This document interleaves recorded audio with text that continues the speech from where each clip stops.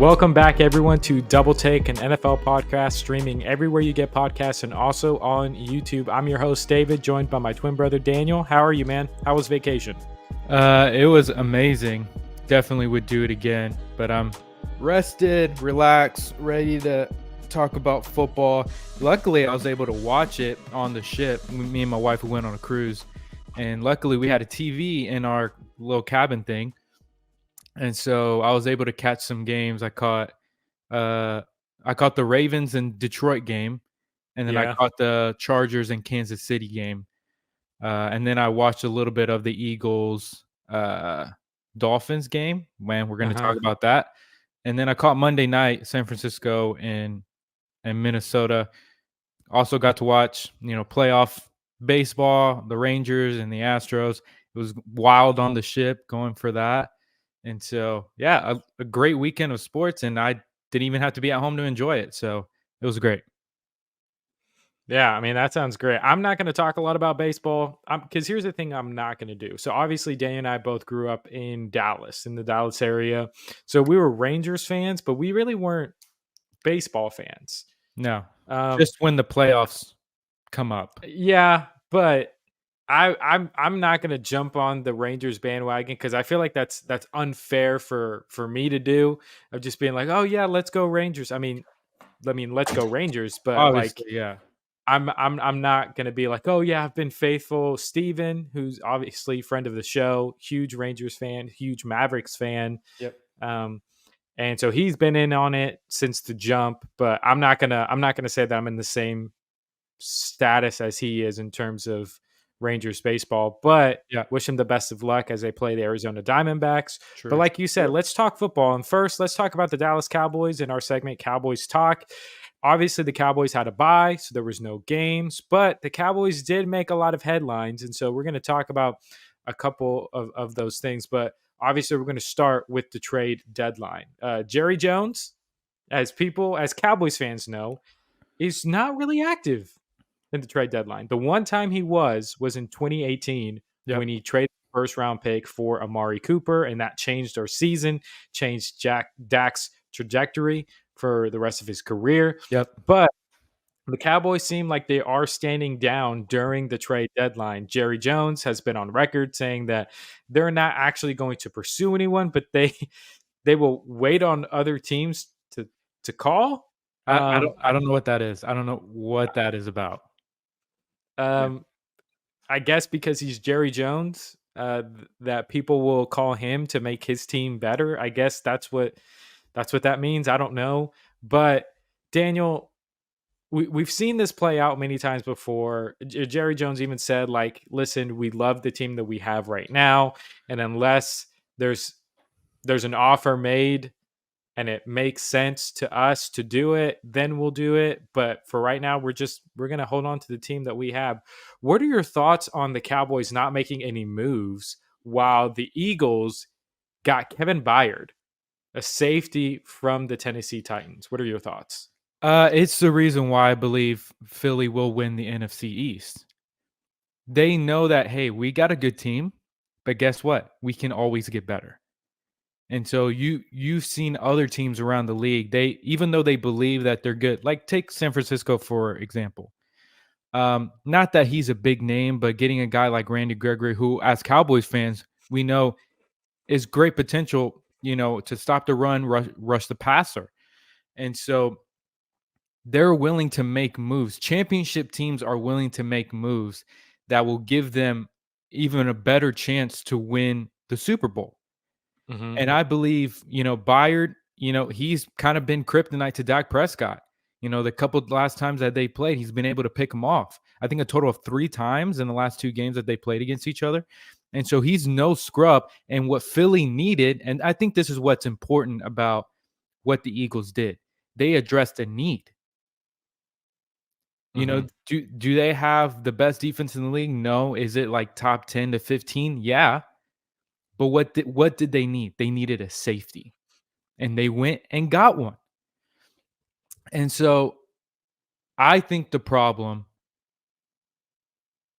is that Jerry is too prideful, to go after someone to make his team better because maybe he Mhm. believes if he goes get someone else, hey, I didn't construct a roster to begin with that was good enough to compete. And Eh, and for me, that's a problem because we mhm, see that there's need. Now, do we need Derrick Henry? I don't know. I don't know that. I feel like Cowboys, we don't commit to the run anyway. And when we do, good things happen. I think, David, you've highlighted this either on the show or off screen. The fact that Tony Pollard has not looked the same since his injury. We know that. Rico Dotto doesn't get enough touches to even say, is he kind of like what Pollard was last year, a 1-2 punch? And Deuce Vaughn, mhm, I'm not gonna sit here and say that he was like a bust. I don't know if you can say he's a bust being a what was he, a sixth, seventh round draft pick? mhm, Um, has he lived up to expectations? No, but I also don't believe he's been given the opportunity to thrive.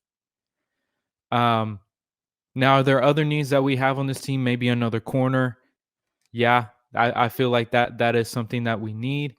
Another receiver to kind of help CD, be able to not just get blanketed all the time. I think a lot of fans and this name has been coming up quite a bit in the last couple of weeks. Amari Cooper. You had Amari Cooper, and with him and CD, they were able to mesh well, and their games played off each other really really well. And so the Cowboys are missing another receiver opposite side of CD to kind of help him game plan him in a better way to where he can get open. And so there's moves that the Cowboys can make. Is Jerry willing to make those moves, swallow his pride, say, hey, I need to go get someone, rather than say, hey, I'm going to have other teams help me build my roster? That's essentially what he said.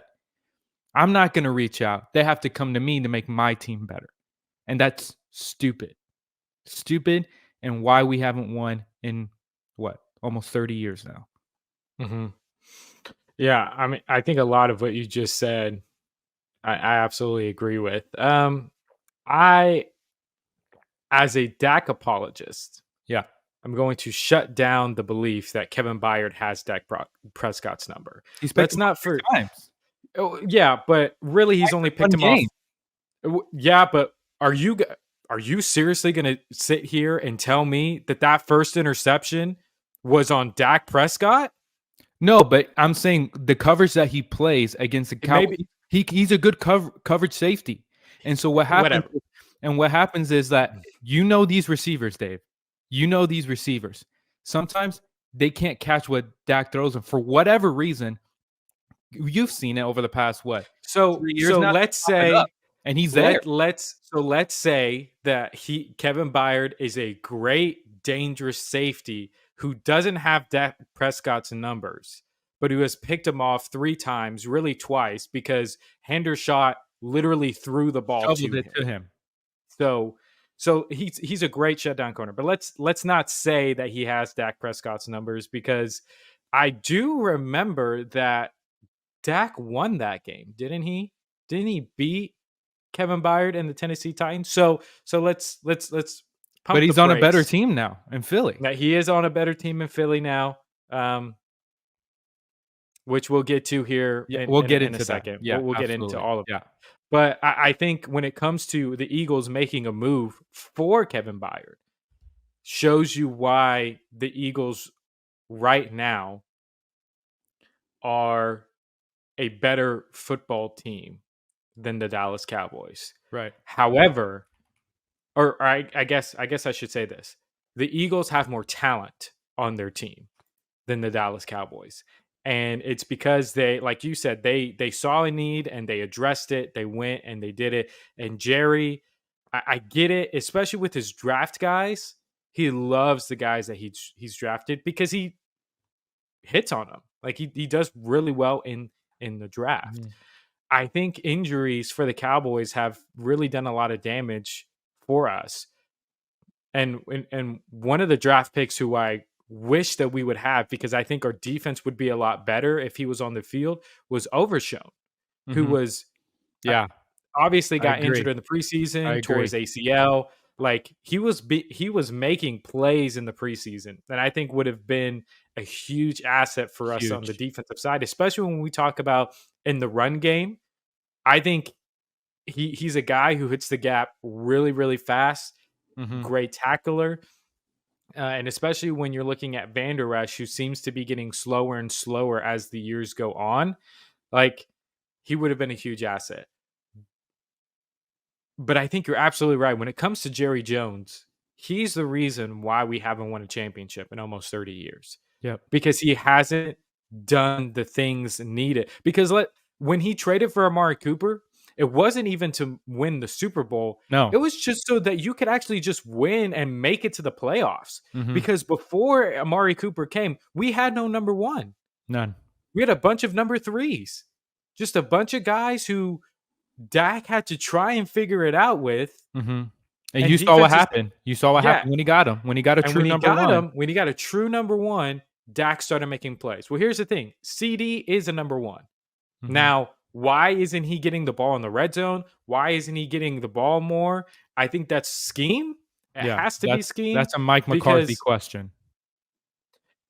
and so my thing is that because now we're moving to the question of if you were the GM, what moves would you make? I don't necessarily think a receiver is what we need. No, I think I think mostly corner.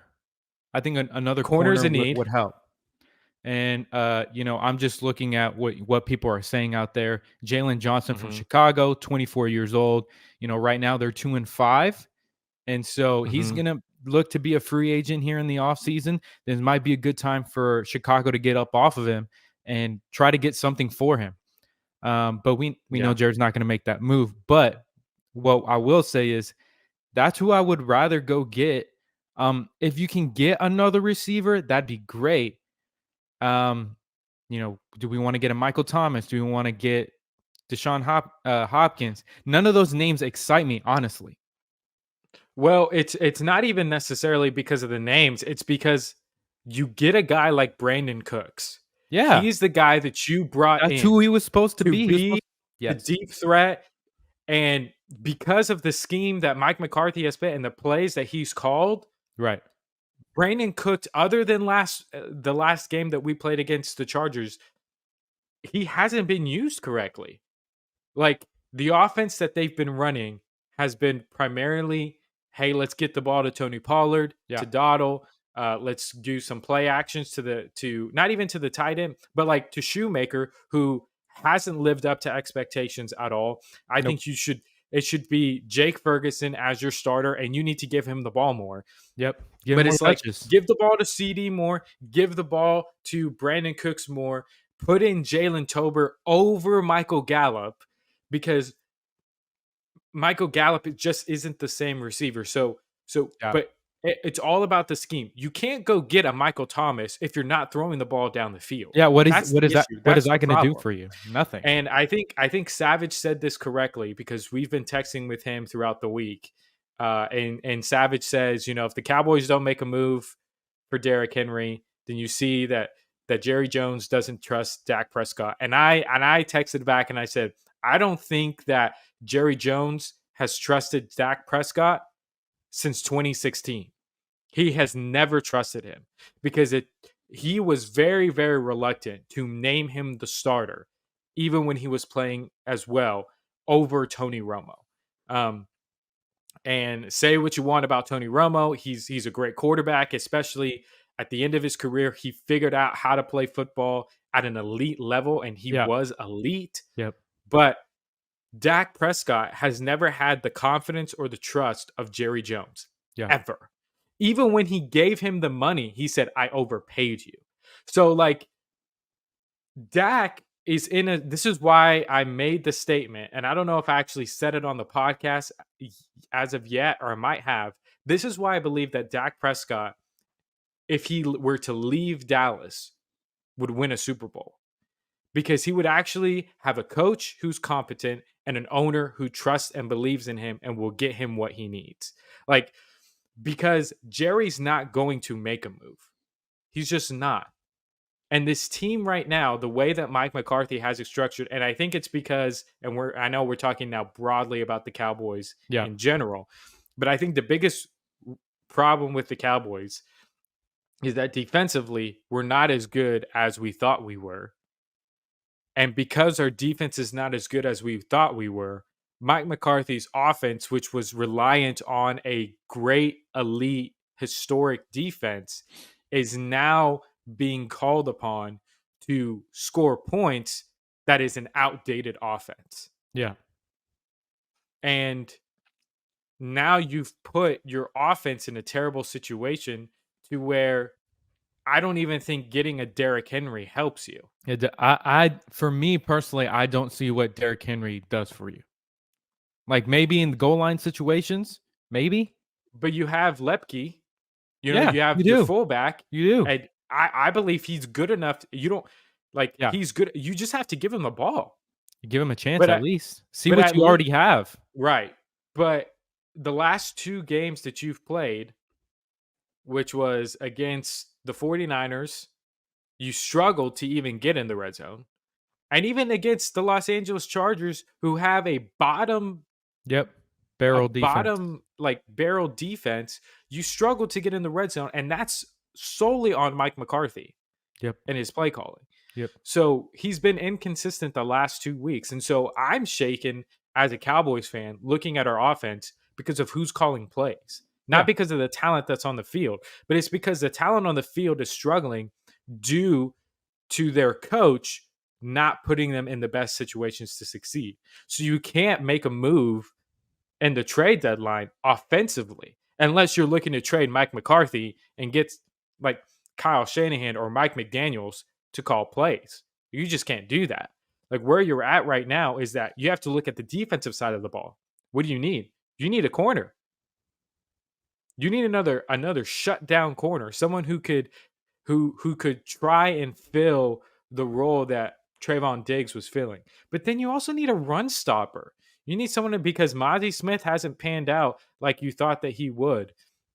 Hankins, he makes a play here and there, but and I think with Leighton Vander Esch getting hurt, and now you have to put in Bell. Bell's I been I fantastic. love Bell. He's He's played great he's been the bright in the run spot game. of this defense this year.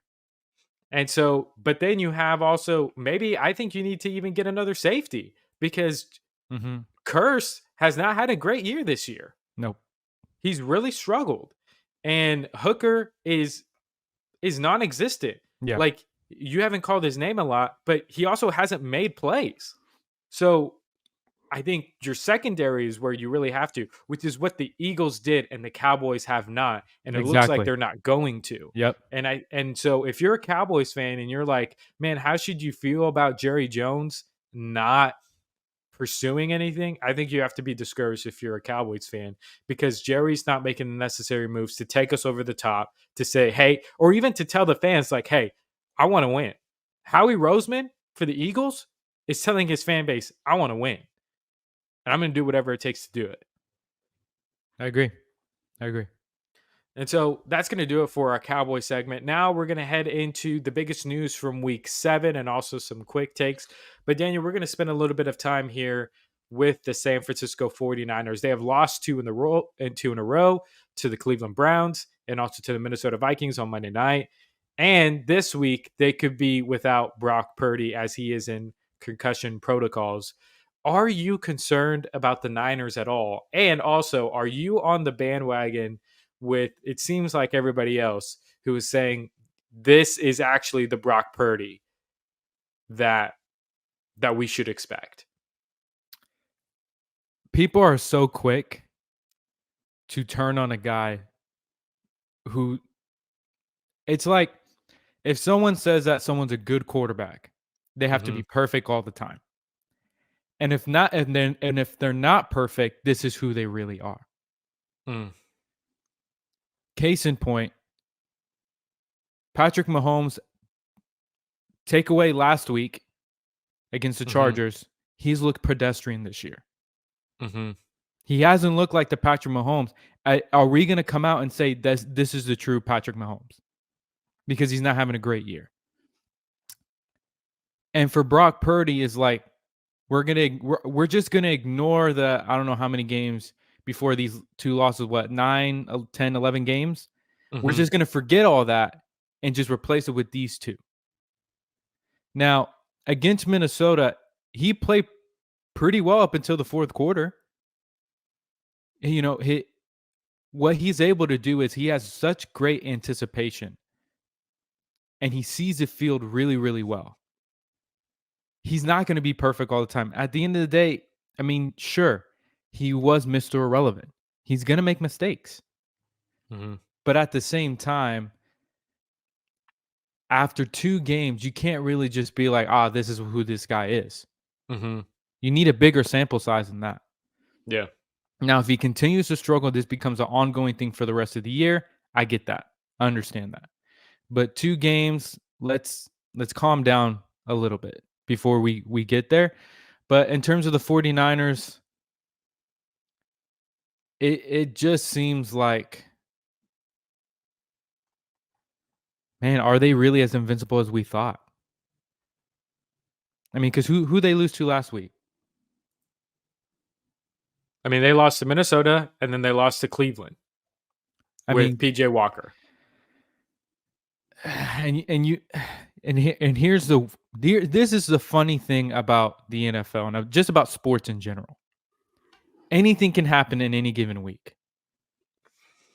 Like San Francisco struggled to score on Cleveland, but then look what Gardner Minshew and Indianapolis did to them. Mhm. They almost stole one from them. Yeah.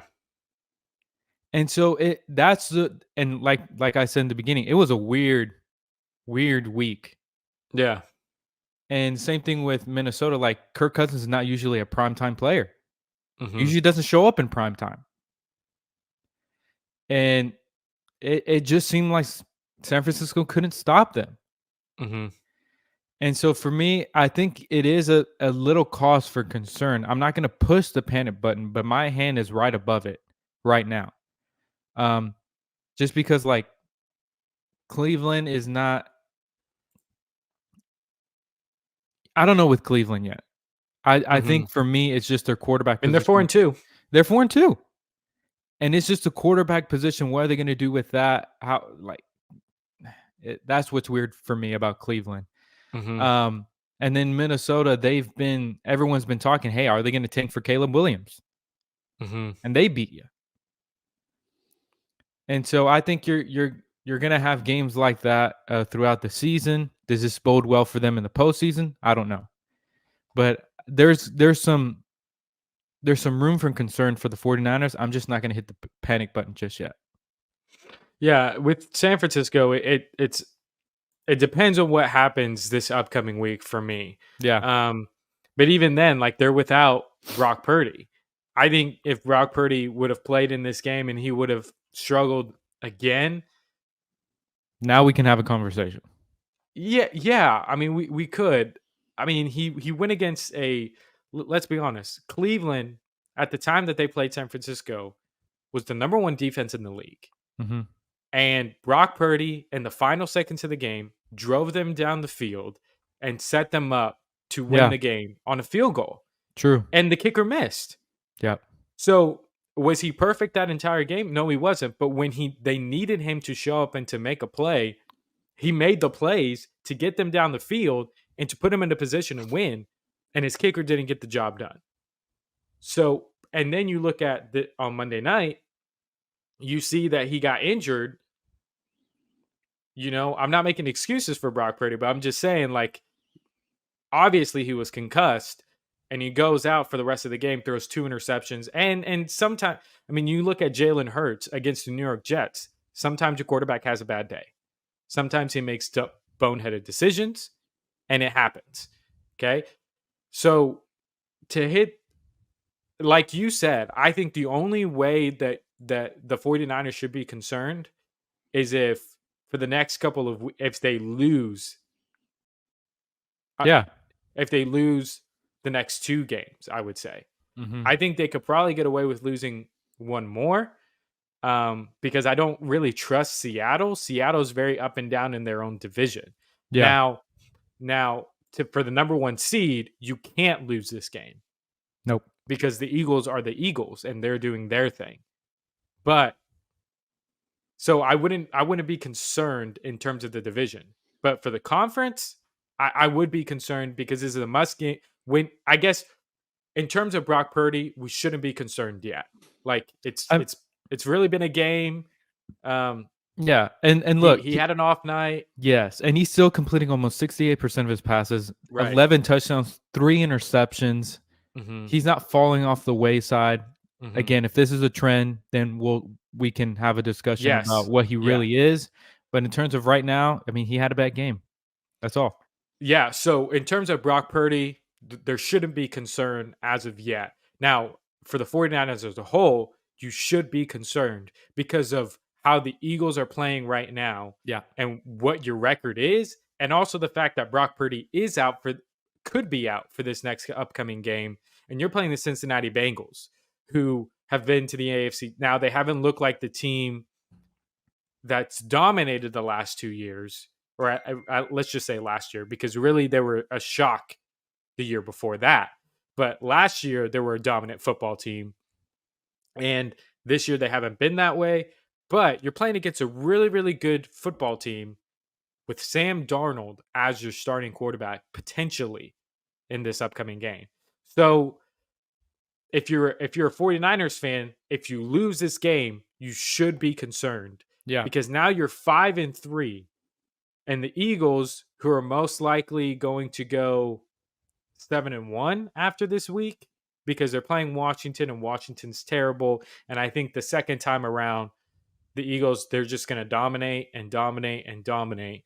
Yeah. Um, because I think usually it's like that first matchup against You're the kind of feeling each Eagles, other out. you're Kind of feeling each seeing other out. Yeah. That's your best chance to win because the Eagles are going to figure out the next week, unless you're the Dallas Cowboys, and then they won't figure you out because they're Yep. inferior to you just whenever you play. It's just how it is. Sorry, Eagles fans. But Also in terms of like last year for Philly, like they played 2 different quarterbacks. mhm, yeah, and well, and I guess let's be fair here. So did the Cowboys. I mean, Yeah. they played, yeah. They played Jalen the So first time, Gardner Minshew the second time. next time. So, but but to keep up with him, you can't lose this game if you're the 49ers. You can't lose. So there's Yeah. some concern there because do you really trust Sam Darnold, even with all the weapons that are there? Even though I think they're going to be without Debo again this week. Mhm. Like, do you really, even with all of these weapons, trust Sam Darnold? The 49ers do. I don't think I do. Mm.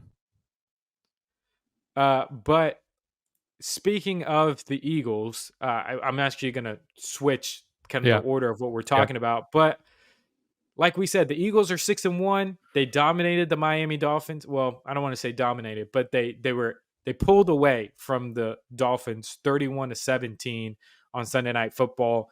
Jalen Hurts did have an interception, did have a fumble, but ultimately willed this team to a victory because the ground game really wasn't effective. They really weren't doing their thing. It was Yeah. Jalen Hurts, AJ Brown pulling it off. But Daniel, are the Eagles now the best team in your mind, at least at this point in the season in the NFL? I think offensively, they're going through the same thing that Dallas is going through. Mm-hmm. They don't know who they are. They can run the ball so well, so well. But I feel like at times their new OC has Mm-hmm. trouble calling games. It doesn't look the same. They're trying to turn Jalen Hurts into a 40-time throwing 40 times a game type passer, and that's just not Mm-hmm. who he is. And that's okay. Um, Although AJ Brown is just a monster wide receiver. His size, his speed, his physicality, what he can do. Jalen trusts him a whole lot. And Mm-hmm. you look at Jalen Hurts, and he's completing 68% of his passes as well. Has a total of 15 total touchdowns with 8 interceptions and a couple fumbles to go along with that as well. Mm-hmm. And so I still think offensively they need to kind of establish, hey, what are we? Are we going to Mhm. dominate you by running the football? Are we going to throw it all over you? Defensively, that's where I feel like they're starting to that's kind of been the identity of this team. Mhm. Because to be able to well, lock up Tyreek Hill is kind of like one of those weird things because Mhm. locking Tyreek could be maybe what, 8 catches, 55 yards and a touchdown. Mhm.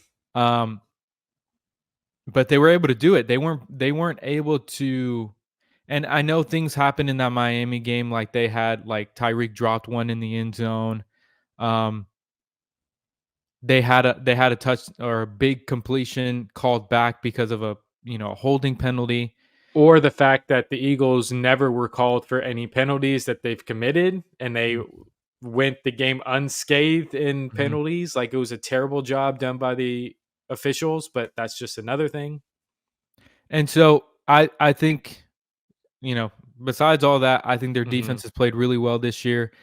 They were to stifle the run of Miami. That's kind of been what they've been able. That's the reason why their pass game has been really good because Right. they've had the best running backs core in the league for the whole season, and they Mhm. were able to shut them down. And Mostert is questionable for this week, and so Akan's also on IR. So that running group is kind of getting depleted quite a bit, and so to be able to stop Miami's high octane offense, that's a good sign. If you're Mhm. A Philadelphia Eagles fan, you have the Commanders this week. Their defense is not really great, so you should be able to have your way with them running the football. But also at the same time, you've got Dallas coming up. I know what the history has said, but this is also a different Mhm. offense than we've seen in recent years with the Dallas Cowboys. I Yeah. don't know if they can have as much success as they've had in the past based on what we've seen this year and also like seeing what Philly defensively has done this year. Yeah. And so I think right now, as we sit here, Philadelphia is the best team in the NFL. And for me, that's not really saying much because of how Stephen A always likes to say it's always fluid. Well, this year it kind of has been. We've Yeah. thought three different teams has been the best team in the NFL. There was a time where people thought Buffalo was the best team in the NFL, then Miami, then San Francisco, and now the Eagles. So it feels like it changes every couple of weeks. But sitting here right now, I think it's Philly. Yeah. I think I would still go Kansas City. They have the same record as the Eagles, um, and they have Patrick Mahomes, and I trust Patrick Mahomes more than Jalen Hurts, and I trust weirdly enough, I trust Kansas City's defense more than the Eagles' defense. Only because of you've seen a couple of games this year to where Philadelphia, their defense has failed to step up, and they've actually like against Washington, like they let up Washington, put up all those points on them. Um, they allowed Minnesota to put all those points on them, and so this defense has also had stretches to where they haven't played well. Now, and adding Kevin Byard to the team, does that change things for the Eagles? I think it absolutely does, and maybe you'll see some things different from this defense. But Kansas City, they've been playing lights out. I mean, Yeah. they've been playing well, um, and I think their offense, they're starting to figure some Yeah. things out. Yeah. Like And so, what I would say to that mhm, is, like I was saying in the beginning of the show, mhm, Patrick Mahomes hasn't looked the same. Um, but I think if you look at Dallas, you look at Philly, both of them have struggling offenses as well. mhm, But the only constant, and it's kind of been really amazing to just watch, is Travis Kelsey. yeah, Because at the end of the day, as bad as Patrick Mahomes could be playing, or not as well, not as proficient at throwing the mhm, football, that when he looks at Travis Kelsey, he's going to complete it, and it's going to probably be mhm, for a first down or a big gain. And I think that's been the focal point of their offense has been Travis Kelsey. And so that is the one advantage that I can see why you would go with them. I'm just looking at their schedule. Losing to Detroit for me, I don't think it's nothing to sneeze at. I Mhm. know they just got romped by Baltimore, um, But but that's they're still a 5-2 football team. still That they're 5. not they're not Exactly. they're not a 2-5 team. They're not a Yeah. 1-6 team. Yeah. You know, they're an up and coming football team.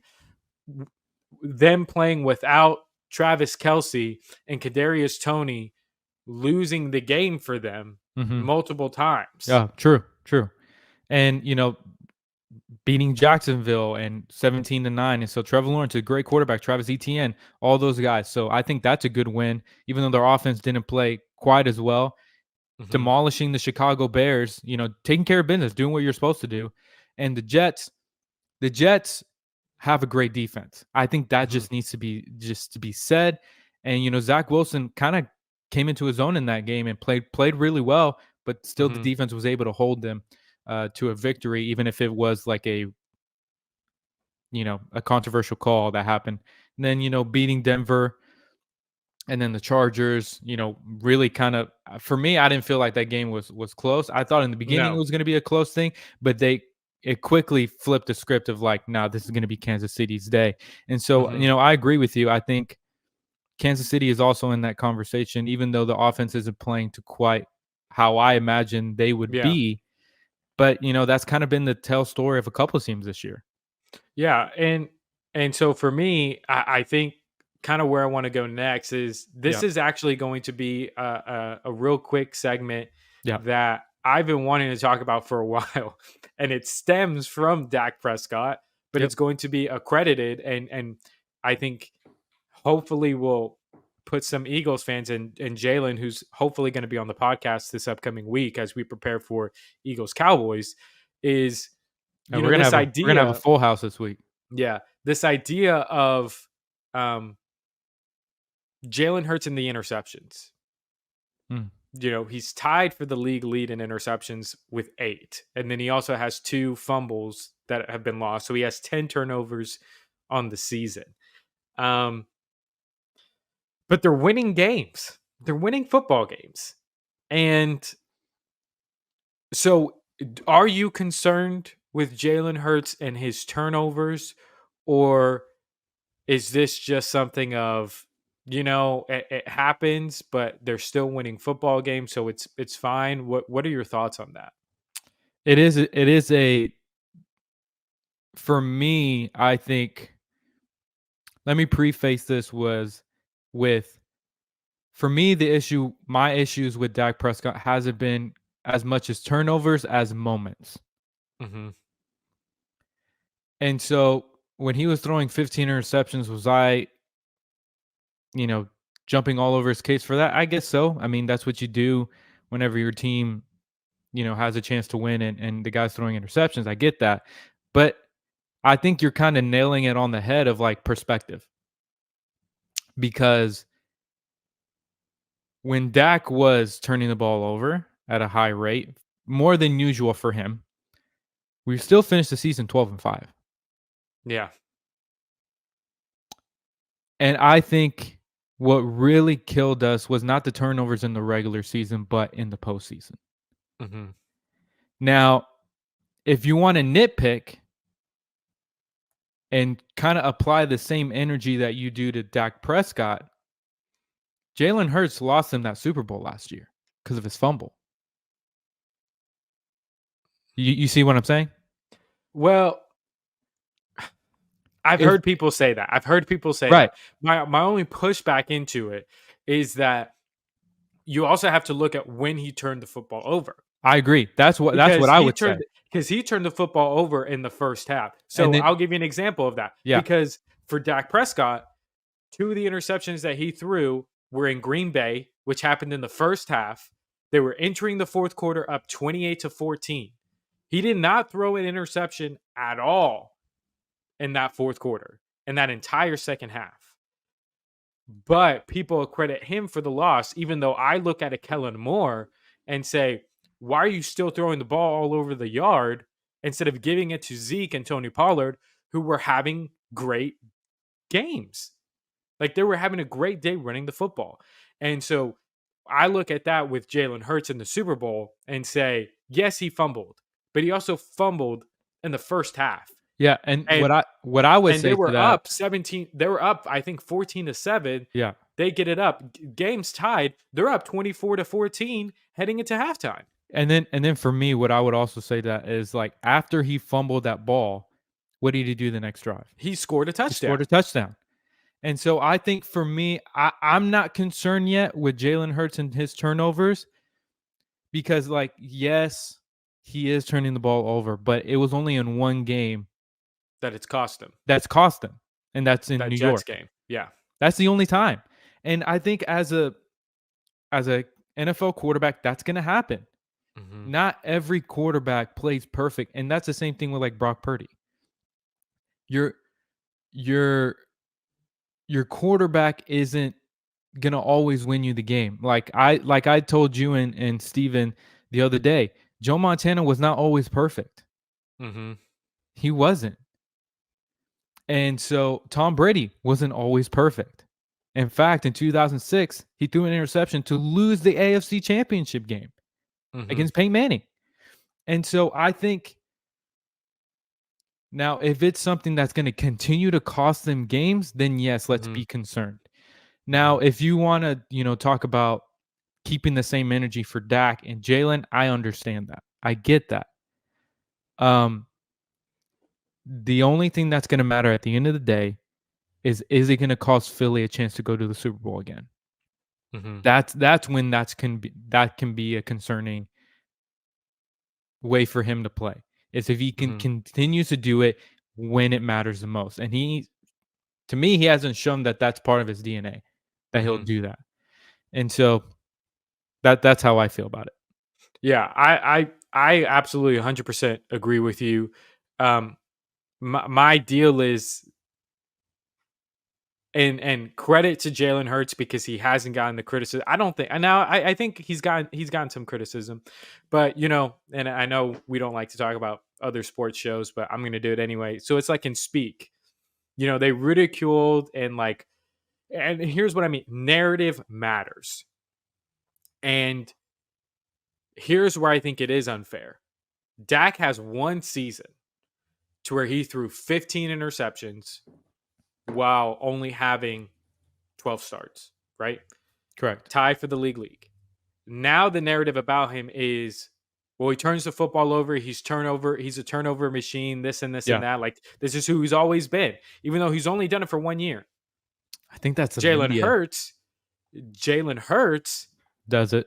has turned the ball over 8 times, actually 10 times, 8 interceptions, 2 fumbles. And the narrative on him is just like, well, they're still winning games. As a starter last year, Dak Prescott was 8-4. The games that he lost were Tampa Bay, Green Bay, uh, Jacksonville, Washington. I think those are the only 4 losses that he's had. Yeah, those are the only 4 losses that he's had. Against Tampa Bay, okay, I give you that. He threw an interception, but they were struggling. I mean, the Yeah. whole team was The whole struggling. team was struggling. Offensively, they Yep. were struggling. Green Bay, yes, he threw 2 interceptions, but they were winning the game. And then Kellen Moore was too focused on winning a head coaching job and cost him the game. Jacksonville ends on a pick six, which should have been a Should have been catch caught. for a first First down. down in overtime. Yep. And then you have Washington to where the entire team played bad. Yep. So, really, if you want to be fair, Dak Prescott was responsible, let's say 2 games. Let's say Washington and let's say Tampa Bay for the 2 games that really he lost. Like, but that's not the narrative with Dak Prescott. Now you go into San Francisco in the playoffs, that was definitely Dak's fault. But like you just highlighted, even a quarterback like Tom Brady played well. Or even he lost games. And here's what I'm saying to this, because we got into this with somebody else. Of if you look at Dak Prescott in the playoffs, yes, he only has 2 playoff wins. But let's stop pretending like Dak was the reason why we only have 2 wins. In his first ever playoff game against the Green Bay Packers, Dak against an elite in his prime, Aaron Rodgers, almost beat Aaron Rodgers in the divisional round. If Dak would have had the defense now back then, they beat Green Bay. And we probably win a Super Bowl. Now, then you go into the next time he gets to the playoffs, he wins the game against Seattle. And then again, his defense loses against the Los Angeles Rams. Then you talk about the next time he's in the playoffs against San Francisco. Every time Dak made a big throw, it was always called back because of a holding penalty or something on the offensive side of the ball. Then you go to Tampa Bay where he wins, plays lights out, and then finally you have a game in San Francisco where he's the reason why he's you the lose. reason. He's the reason why you lose. But it all comes with being part of the quarterback for America's team. Yeah. And I know I went off on a tangent about Dak Prescott, and I understand that, and I apologize. But my just point is I'm standing up for Jalen Hurts, but I'm asking that people are actually fair to Dak Prescott in their criticism of him. Because what Jalen Hurts is getting a pass for is what Dak should have gotten a pass for last year, because he's still winning games. And there's only really 3 games last year, including the playoff game, to where you could say that Dak Prescott lost the game. I think your point of, well, there are moments in Dak's career where he doesn't show up. I think that's fair. That's fair and valid. And I think that's what. But I'm just talking about the turnover conversation. Right. So, like, usually when we talk about Dak Prescott, his mishaps, not necessarily for me, it's not necessarily turnovers. Mm-hmm. It's just purely not showing up and playing well. Mm-hmm. But that's a different thing. We're talking about we are talking about turnovers. And that kind of thing. Yeah. But talking about another quarterback, just as we continue to move on, Justin Herbert and the Chargers struggling this season. They're 2-4. I think the Cowboys game is evidence of this. We always say that Justin Herbert is immensely talented. And if you look at his numbers this season, he's played well. He's got a great stat line. But if you look at the Cowboys game, there were several times, and I'm saying this as a Cowboys fan, there was a couple of plays, a couple of throws that if he would have made them, Chargers would have won. Mm-hmm. And probably won in convincing fashion, like where it wasn't a nail biter at the end of the game. So I would say he had 2 throws in that game where that happens. Then you have the interception that he takes. Then last week against Kansas City, he had a couple of throws that if he makes them, changes the game, and throws head-scratching interceptions. Mm-hmm. So, Daniel, my question to you is that people always say that, especially we were talking about it in the offseason with Dad when we were doing our top 10 list, and Dad said, I'd rather take Herbert over Dak Prescott. I'd rather take Herbert over a lot of these different quarterbacks. But now that we're into this season and we're seeing you paid him the money, 1, did he deserve the money? And 2, where do you have him right now ranked as a preview to next week's episode, where we actually give out our top 10 quarterback list mid-season? Where do you have Justin Herbert on that list? I would have to take a look at that list again. But what I will say is I think you have to update your resume every week. Mm-hmm. And I think especially with the top 10 list, you have to go, and not like we're going to go off one game, but this is a big enough sample size to make an inclination of where everyone stands right now. And for me, what's been so glaring is, like you said before, he's immensely talented. But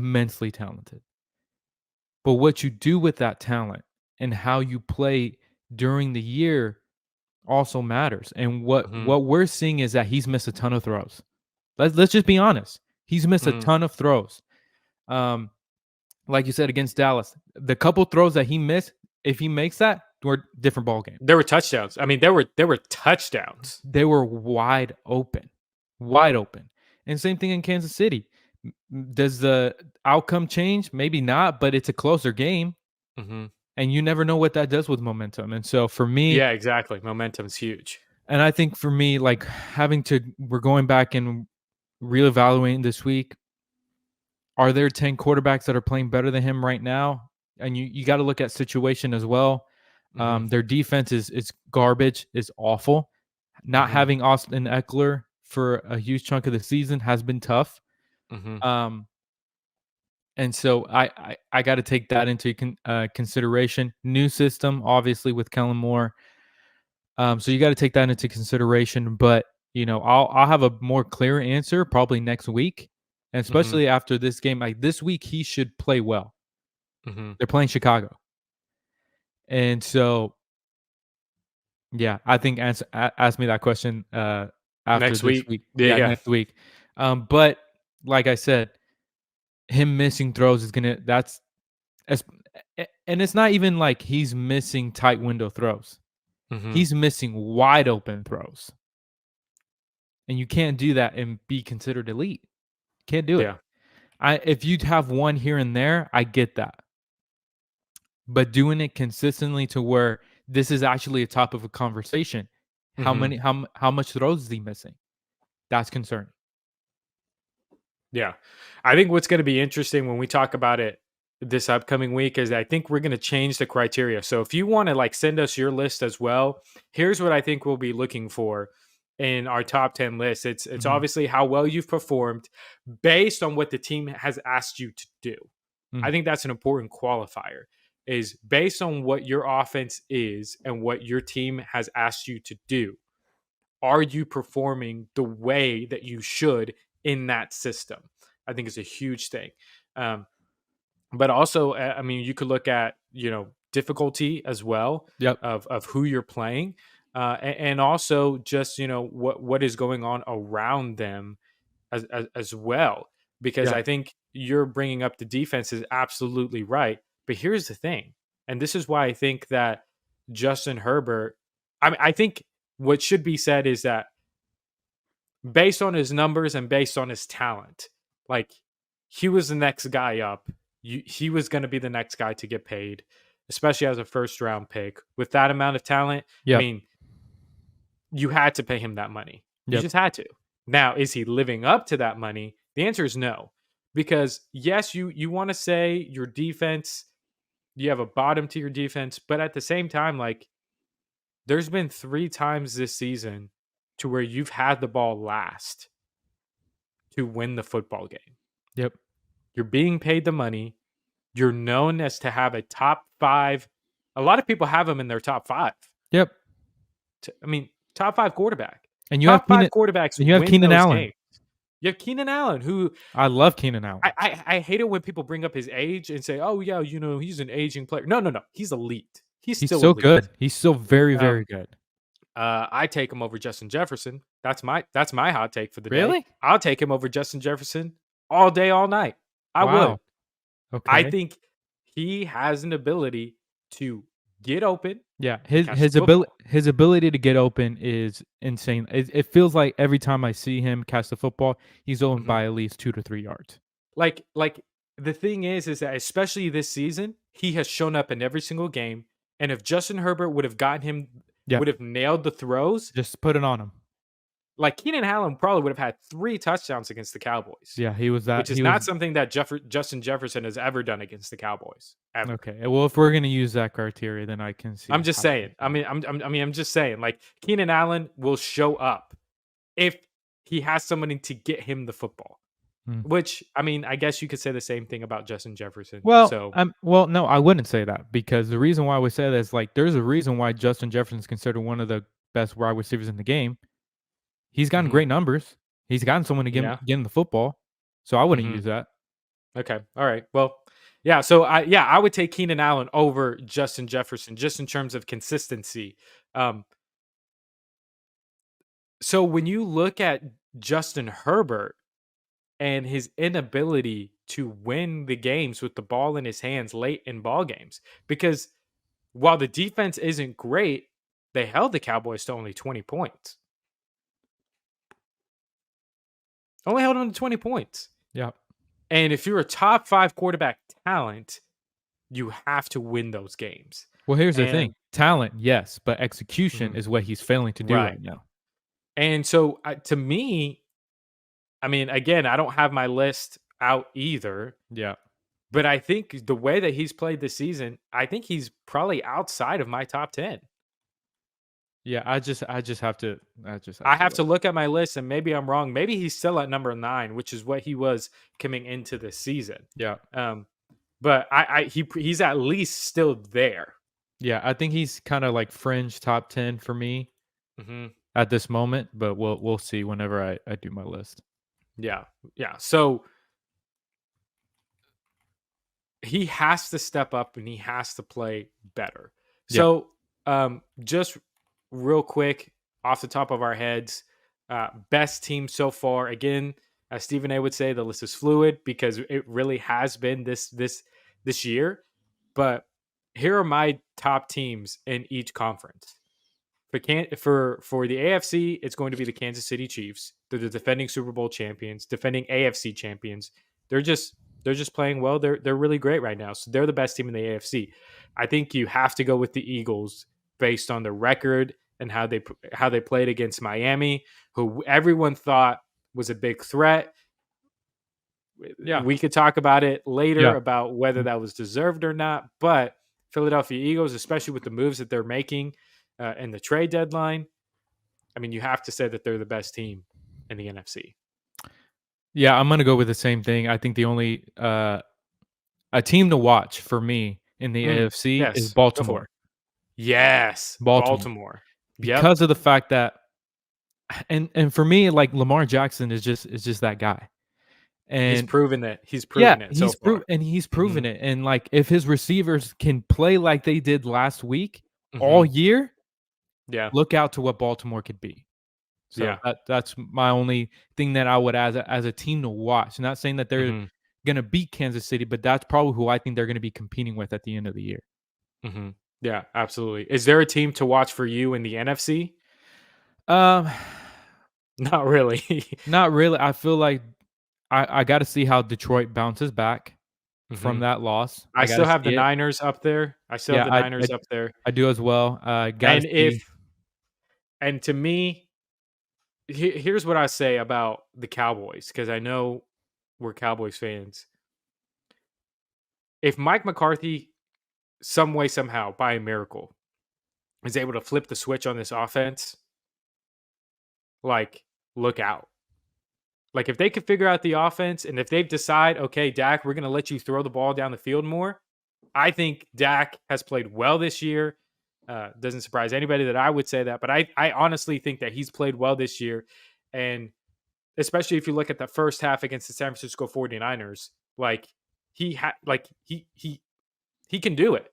And I think that if they open up this offense, let Brandon Cooks cook, like I think this offense can be dangerous Yeah. if they let him. So I still say that the Cowboys are also a team to watch, but it depends on how they play this upcoming week against the Rams Yeah. in that football game. But going into pick 'em for this week in week 7, both Daniel and I went 5-8. Like Yep. Daniel said, it was a crazy Crazy week. week. Crazy outcomes happened. Yeah. And so for the season, Daniel's still up one game on me with 54 and 37, as Yeah. I'm 53 and 38. So this week is going to be great. This is a late recording, but we did both pick Buffalo. Yeah. Um, and as they won last week, I'm very in convincing fashion, Eh, but also like a late rally by Baker Mayfield and the Buccaneers. But Daniel, Houston versus Carolina. I'm going to go with Houston again. I love CJ Stroud. I love what he's doing in that. Uh, what he and what's his name? Gosh, D'Amico Ryan's yeah. what they're doing in Houston. So in Carolina, they're just struggling. So I'm going to go with Houston. Yeah, I'm gonna go the same thing. I just think CJ Stroud is as a guy who's not gonna turn the ball over, Hmm. and against Carolina, that's all you need. It's just a guy not to turn the ball over and give him short fields, and so I think they're gonna win pretty convincingly. Then you have Minnesota versus Green Bay. I have been a believer in Jordan Love, but man, is he struggling right now? And He Aaron is. Jones can't seem to stay healthy. He You can't. you so and especially coming off of their performance against San Francisco, I'm gonna go with Minnesota. Yeah, I mean, Green Bay's defense plays well enough to keep them in the games, but their Mm, offense is just stagnant and not showing up at all. And I think Jordan Love has a vision issue. He's not seeing the field mhm, the right way. So I think right now, you know, as bad as Minnesota's defense, not that they're the worst in the NFL, but they're not great. mhm. I still think Kirk Cousins throwing the football, you know, people are saying he's now a top 10 quarterback again. And I don't know where I had him on my list, but I'm 16 touchdowns, 5 interceptions. Not bad. Not bad at all. Yeah. And so next game is the Saints versus the Colts. Mm. I picked the Saints to be my division winners.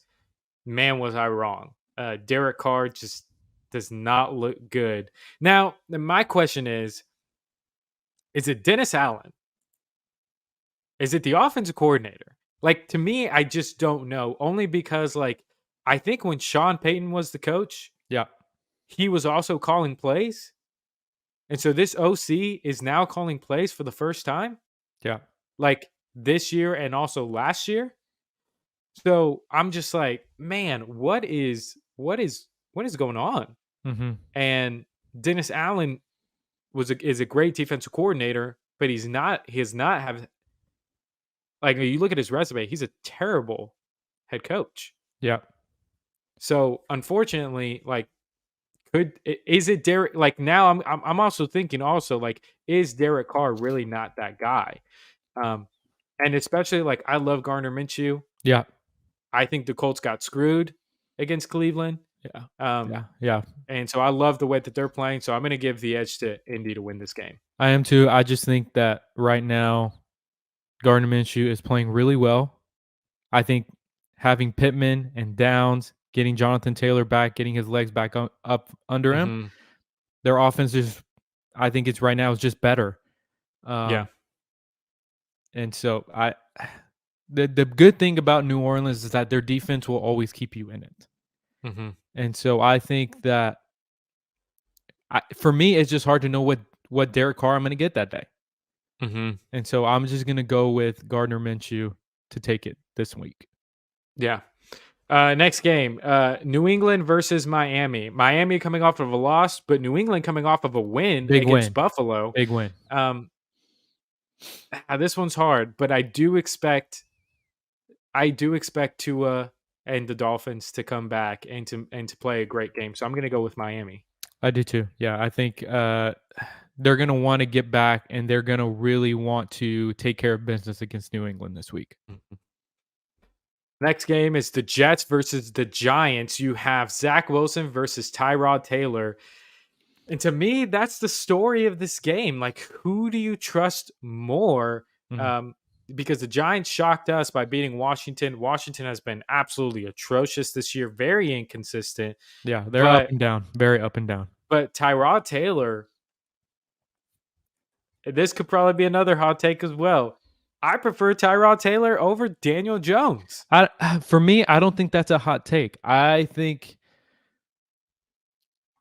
a lot of us were just in love with how he played at the end of last year. Mhm.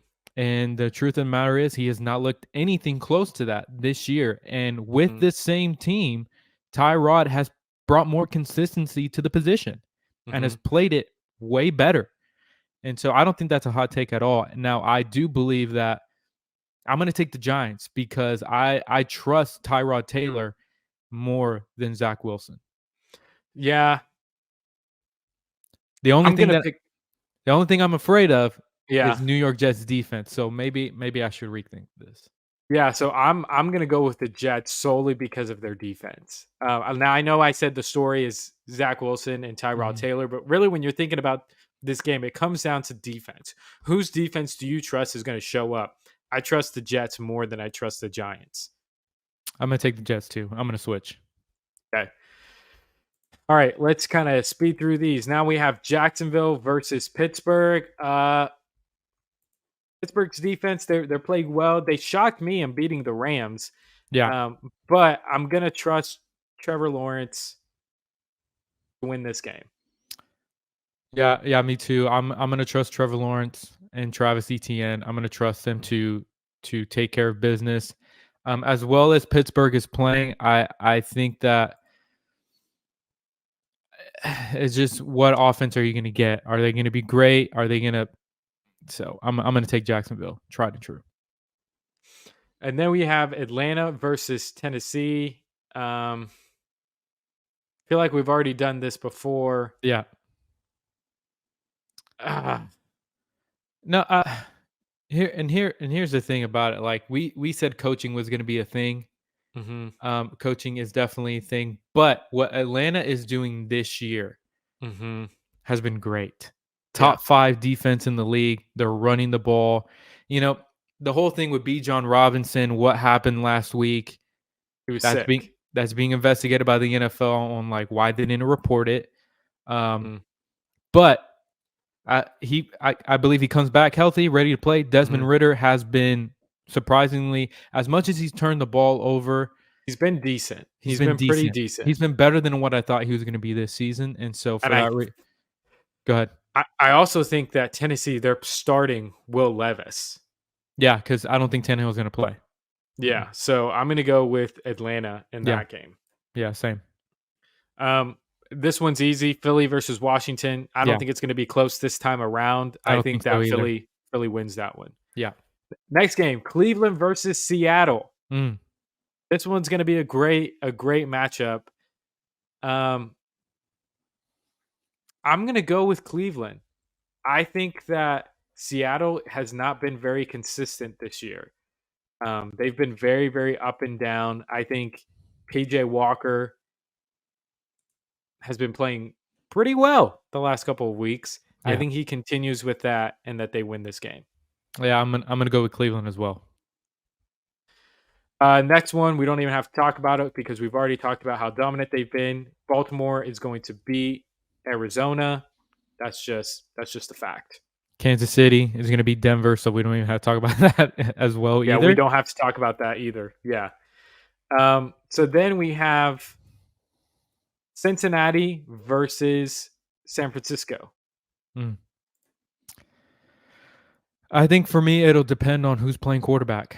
Um, Hmm. I don't know if Brock Purdy will be able to play just because, like, it's been historical that someone who has entered the concussion protocol during the week Hmm. does not come back and play. Yeah. Um, and so for me, I mean, the Bengals can't run the ball at all. Hmm. And so I'm going to expect that the 49ers defense is going to be motivated Hmm. after what just happened to tighten it up, and they're going to want to run the ball down Cincinnati's throat. So I'm going to take the 49ers, even if Sam Darnold plays. Hmm. To me, I just don't trust Sam Darnold. It's not that I don't trust the 49ers. I Yeah. just don't trust Sam Darnold. I trust Joe Burrow. So I'm going to go with Joe Burrow to eke this one out. I don't think it's going to be easy. I think it's going to be a tough game. I think Sam Darnold throws a late interception to lose them the game uh, for Cincinnati Okay. or for Cincinnati to win. So I'm going to go with them. Now you have Chicago versus Los Angeles Chargers. I think Baguette. I don't know how to say it, or Hmm. I don't know how to say his last name, so I apologize. But he's starting his second ever career start. He's a Division II quarterback, so someone like who would play at OBU is playing football right now, which is pretty great. It's a great story. Uh, I'm gonna go. I'm gonna go with the shocker. Okay, I'm gonna go You're with the going to go with the shocker. I Bears? think I'm gonna go with the Bears. Wow. Okay, Okay. um, I, I'm just gonna go with the Bears. I don't know why. I just think that they're gonna win this game. Uh, but I could be wrong, and I'm okay with being wrong. I'm just gonna I love this story, and I just think that the Chargers are just in a bad state right now. Mm. I just think that they are. when you get 2 heartbreaking losses in a row, Yeah. and then Chicago's coming off of a great win, because we both pick I mean, the Raiders are terrible, and we're about to talk about how terrible they are in this upcoming, uh, prediction, but, like, they destroyed them. Yeah. So I'm gonna go with Chicago. I'm gonna go with the Chargers. I'm gonna hold out hope. I'm gonna believe that Justin Herbert is gonna turn it around, get back, calm himself down, make the throws that he needs to make, the easy throws, not the hard ones, the easy ones. And so I'm gonna take him to win this game. And then we don't even have to talk about this one. Detroit versus the Raiders. I'm going to go Yeah. with Detroit. I know that they got spanked against Baltimore, but This ain't Baltimore is Baltimore. actually a good football team. Yeah. Yeah, This ain't exactly. Baltimore. So pretty easy to pick. Yeah. Now, the final game, Cowboys versus the Rams. Daniel, who's winning this game? Uh this for me, this one's kind of like it's one of those weird ones because they lost to Pittsburgh. Yeah. That's a tough one. They can't run the ball very well. Um their defense is middle of the pack, and I'm being generous with that. Their saving grace is the fact that, you know, They Nakua got they got Nakua and and Cooper Cooper Cup Cup. and Atwell. So I'm gonna trust the defense. I'm gonna trust them. Mhm. I'm gonna take Dallas in this game. I think it's gonna be a good one. I hope it's a good one. Yeah, I just wish this offense was better in better shape. I really do. Yeah, Tyron Smith goes down again with the stinger yesterday during practice, so he probably will not play, which I think I'm okay with. I don't think he's been fantastic this year. Well, he's Um, barely played this year, and like when he has played, he's been great. Like he has, mhm, he's been great. Um, for me, I think that's a big deal because mhm, without him playing, Dak has been sacked quite a bit. The pressure has gotten there. If they haven't gotten him home, they've gotten really close, and Dak has mhm, really had to climb the pocket, escape, and dump the ball off. And yeah. so that's become a norm for him this year. Mhm. I really do think though it wasn't until the Chargers game to where we've actually seen Dak I've noticed it for the past finally couple of say, weeks. well, no, I'm talking about of Dak finally saying, "Okay, I Oh guess I'm yeah, gonna I have to gotta make plays outside of the yeah, pocket. Like I have to get exactly. out and make something happen." So I'm gonna trust that because of that element being added, I think to this offense, I think you're gonna see Dak more get out of the pocket and make plays with his arm and with his legs. I think this offense. Well, I hope this offense maybe changes course and rely on him more to make plays and to make his own decisions.